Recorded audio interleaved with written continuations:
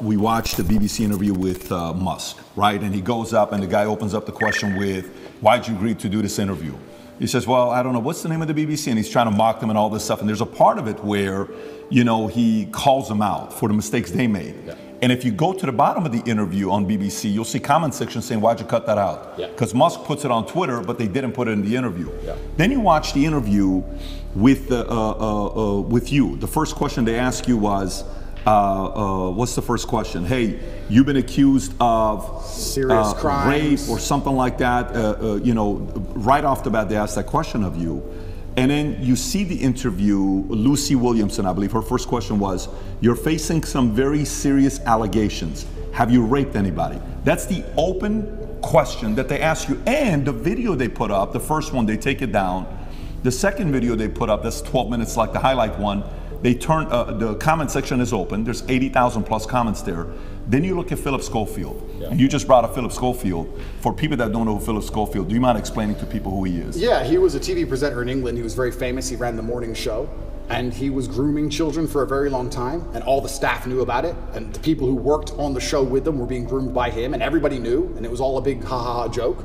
And now he's come out saying, oh, please don't pick on me, I feel sad. And the media is saying, I'll leave the guy alone. He is, when you go look up his Wikipedia, it says he rose to prominence as children's BBC continuity presenter from 85 to 87. Yep. Then went on to do programs on BBC and ITV for Going Live, This Morning, Dancing on Ice, All-Star Mr. and Mrs., The Cube, and a bunch of other things. And they interview him, okay?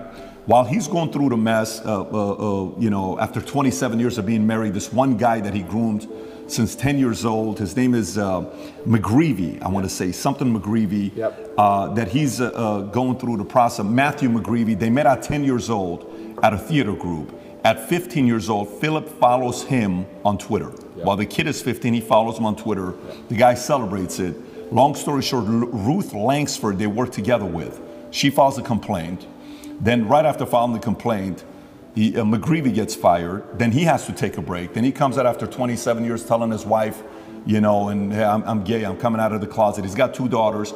But there's a part of it where Matthew calls his wife and says, hey, your husband and I had an affair together when I was 19 the first time and 20 and all. Nobody knows if it was before or not.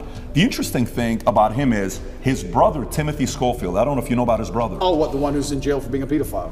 Was convicted of 11 sexual offenses involving a child between October 2016 and 2019, including 2 sexual activity with a child. Here's how the interview started. First question, the guy asked him, he says, you've had quite a week. How are you? Opening question. Versus the question they ask you on the opening, right? And then he turns around and says, the media's interest in the affair was motivated partly because of homophobia, alleging that an affair with a much younger woman would have not generated such a scandal. So he gets protected. And he says, all those people who write those stuff, do they ever think that there's actually a person on the other end, right? This is proven. By the way, this is the part where even when somebody's watching you and saying, why are they taking him to court? Maybe he did something. Why are they taking Trump to court? Maybe he did something. Why are they taking this guy? He must have done something. There must have been something there, right? It's stuff like this BBC does. If BBC are watching this right now, I want to kind of remind you of your mission statement that you have on your website. We're going to put the link below to your mission statement. You can go find it. Here's what your mission statement is, BBC. This is why you've lost some credibility the last couple of years. To act in public interest, serving all audiences through the provision of impartial, keyword impartial, high quality and distinctive output and services which inform, educate, and entertain. You say you inform, educate, you entertain, yet you conceal, misinform, and your content's quite frankly boring. You're cherry picking on people that you're talking to. So a message like that gets the average person to say, everything with you is allegedly, everything he did is proven, his brother is proven, yet let's leave him alone. Poor guy, let's target him. This is where their argument has leaks in it. And somebody like you can tear it up. Absolutely. Philip is part of the club, and I'm not. And this is the thing. I'm a mentally resilient person, right? 14 months they've attacked me. I'm not going to sit and complain about that because that's not how I operate as a man. 14 months they've complained about me. If you type Romania, human trafficking, you type in any of these things, my name comes up, my face, I'm a bad person. I've lost all my bank accounts. I've lost all my social media accounts. I've been vilified all across the matrix in every single possible way. They print my face every single day with something negative next to it daily. Nobody gives a shit about my mental health, right? Because I'm the enemy. And what's scary about this is Lucy Williamson herself, she was begging me for an interview. The BBC were begging me for an interview. I don't need any of these people. The only reason I even sat down with the BBC is because they were begging me. I can go and just say my own words and get plenty of views, right? But the whole time I was in jail, they're begging me for an interview. Can we speak to him on the phone? Maybe you can give an interview from jail. Can we have an interview? Please, please, please, please. And I was saying, why do I want to talk to the BBC? And the BBC were saying, no, we don't want to do a hit piece. We want to come across, we want to be impartial. This is what they're telling me. This is what they're telling me.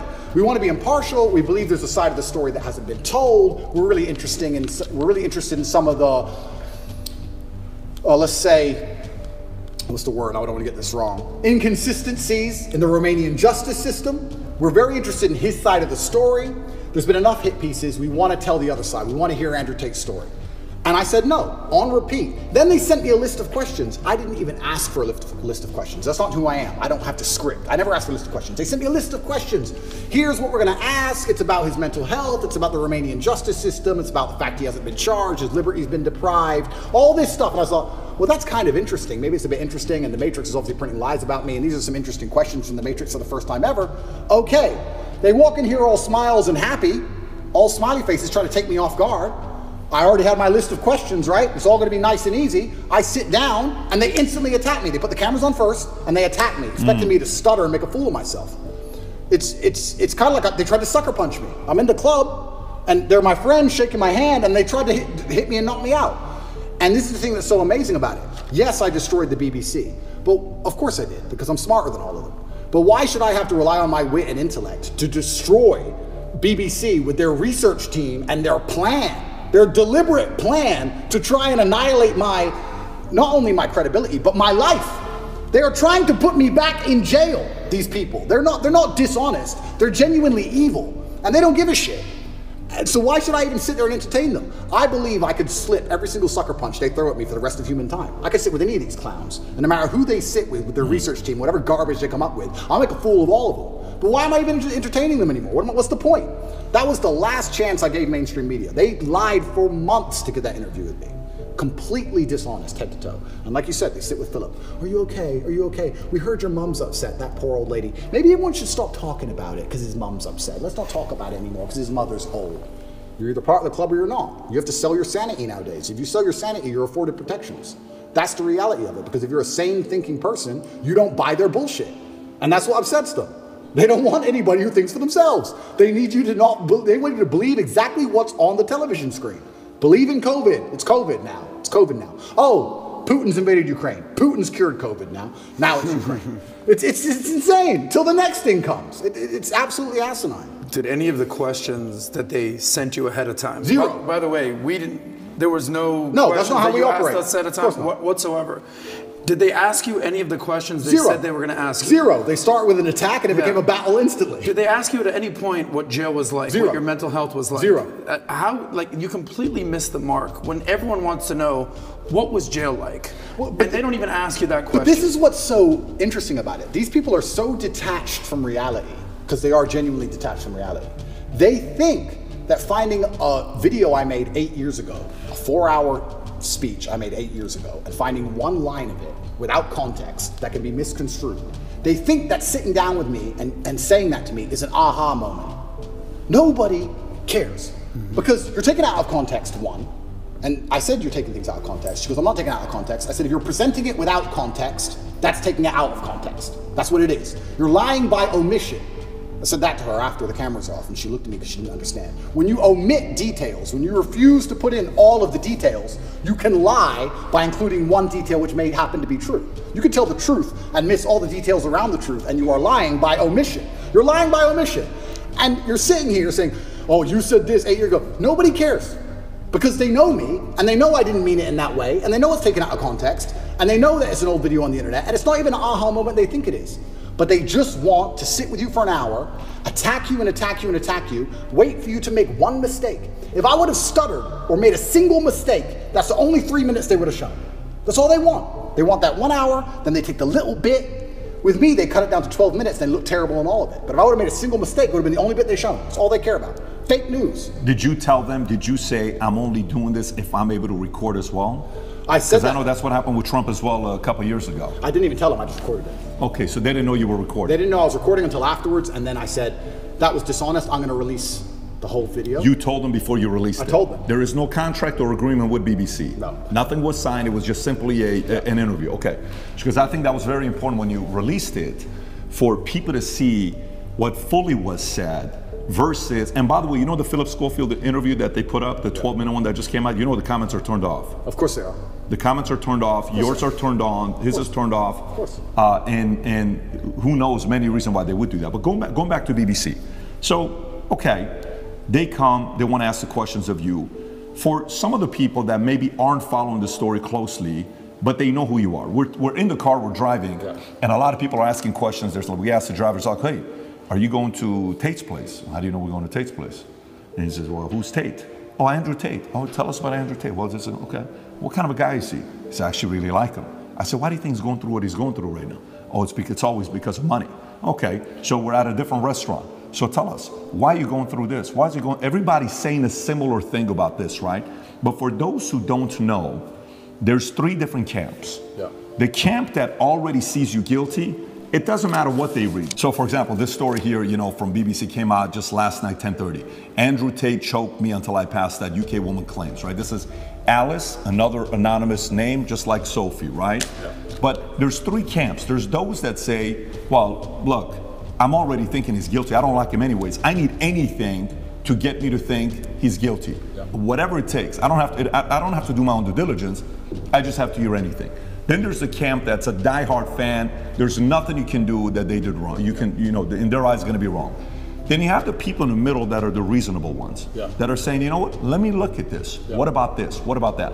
The people in the middle may say the following question. They may say, and I may have asked this question from you last time as well.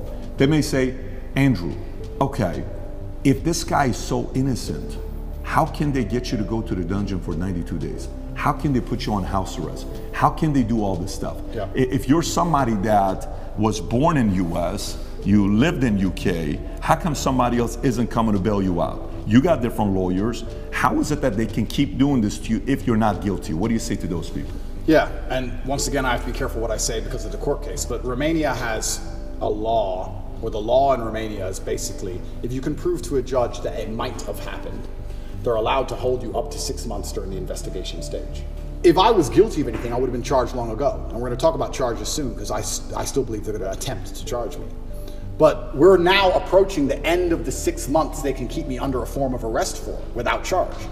Typically in Romania, when I was first arrested, the guard said, within 2 weeks, you'll have your indictment. I was like, 2 weeks? He goes, yeah, everyone gets charged quickly. Nobody waits 6 months for a charge. If they arrest you, they charge you, like every other country, right? The fact they've waited 6 months and gone into my entire life and attempted to find something shows they don't have a case. Why I believe it happened is because they didn't have a case when they were trying to hit me with this garbage, and they thought, you know what? If we put him all over the news, if we slander his name completely, there was a hotline set up. If you're a girl who's been hurt by Andrew Tate, call this number in the UK. A hotline. So they were attempting to use the media to find what they wanted. Months go by, months go by, months go by, case file's empty, nothing's happening. My lawyer's saying, when are we gonna close this case file? Like, yeah, we're just waiting for some papers, we're gonna close it, we're gonna close it, we're gonna close it. Around the time I was canceled, things started appearing in the case file again. They started spying on me again. Very interesting that it happened around that time. I don't know if they understood that I wasn't protected by the political class of the USA. I don't know what happened. They started to build this case, and they spied on me for all of these months, spending millions of euros, spying on me everywhere I went, trying to find evidence of a crime. Eventually, they get to the end of their legal limit to spy on me, and they don't have any crime. They don't have anything.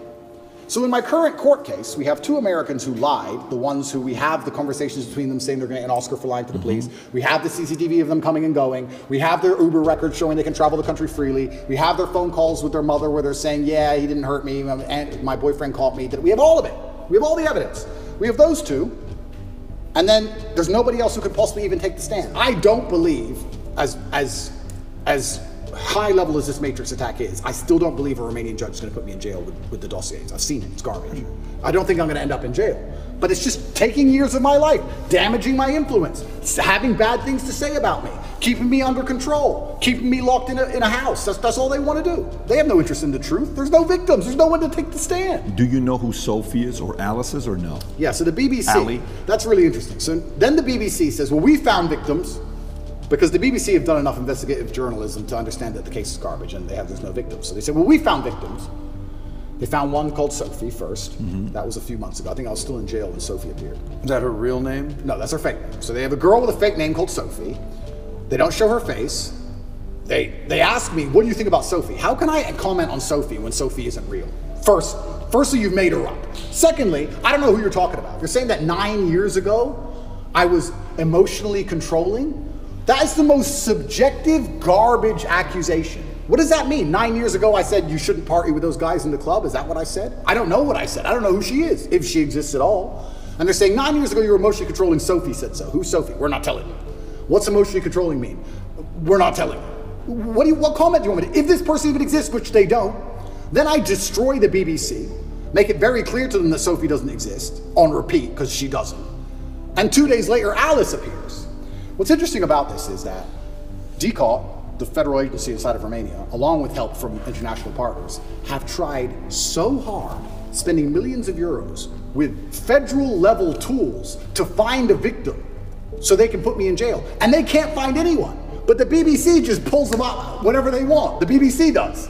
Where do these people come from? And I say this every single time. If anybody believes they've been wronged, male or female, by me, go to the police. Go to the police. I encourage you to go to the police. All these people say we don't want to go to the police. We just want to stay on the news. What, is that because you're not real? Is that why?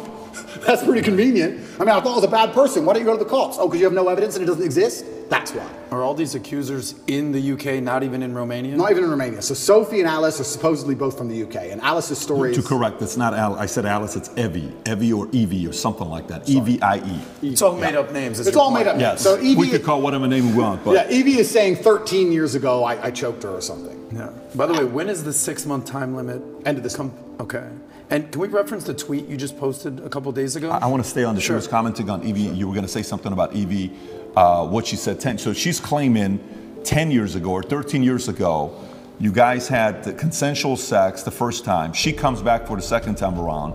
According to the story, she says she was being, your hand was on her throat, strangled me. She was passed out for a minute. And then she came back and she said, I did not approve of the second time having sex after she was passed out. So these stories they're making, you know, and then she says, the guy asked a question saying, how come you didn't do any police report back then? She says, well, because it's not fully rape and it's not that, because it was consensual. I kind of wanted to be there and I didn't tell anybody about it 6 years later. There's way too many things that doesn't give it credibility for somebody to say, I didn't do anything about it then, but 6 years later I told my friends, 3 or 6 years later. Yeah. And this is the thing that's scary. If you say to any red-blooded male, 13 years ago you had sex with a woman consensually and she's now unhappy about how that sex happened, you can get, any man on earth can get screwed with that. If this person exists at all. And like you said, she refused to go to the police if she exists. And she's saying it was consensual. I think last night they aired it on Newsnight and she literally, they said, why are you coming forward now? And I think this actor, the person literally said, because now he's rich and famous. They literally said those words. That's what they said. Oh, because now he's rich and famous, I think it's unfair. It's asinine. I don't understand genuinely how a man can protect himself in the Western world anymore. How can you even exist anymore? If this is what they're going to hit you with as soon as you get to a certain level of influence, there's no man on earth who's safe from this. I said this to my judges. I had a few male judges. I said, they could do this to you. They could do this to anyone. They can do it to you or me or any man watching this. Any man watching this. They can put in the BBC 9 years ago you did something. They won't tell you her name. They won't give you any chance to defend yourself because you have no idea what they're fucking talking about. And they will print it on repeat until you lose your job and lose your bank and lose your social media. And then you're going to sit there bankrupt and depressed. And then they're just going to move on from you. And if you don't die, if you're like me, a cockroach who refuses to die, if you sit around and refuse to go away, they're going to make up a new one. It's crazy. And it's genuinely scary. And you're not safe from it anywhere anymore.